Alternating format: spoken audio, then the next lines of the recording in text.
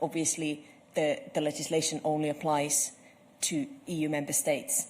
So Russian gas destined to EU countries is covered. Russian gas destined to third countries is not.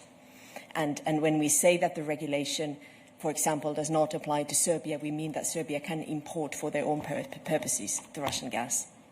For the moment, on the details of how this will then be put in place in practice, I cannot go at this stage. First of all, because we do not have the overview of these contracts. These are private contracts between companies and commercial contracts between companies, Russian companies and European companies.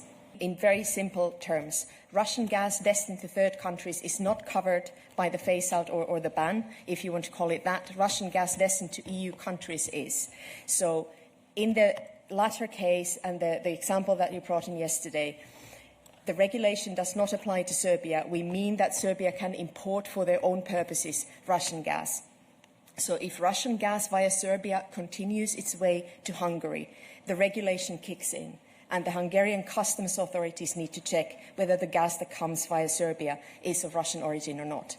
And this is, unfortunately, at this stage, the granularity that I'm able to go into. And I'm not able to start making different kinds of comparisons, again, without having a full overview of the contracts that apply at the moment. But this is the legal thinking behind the regulation.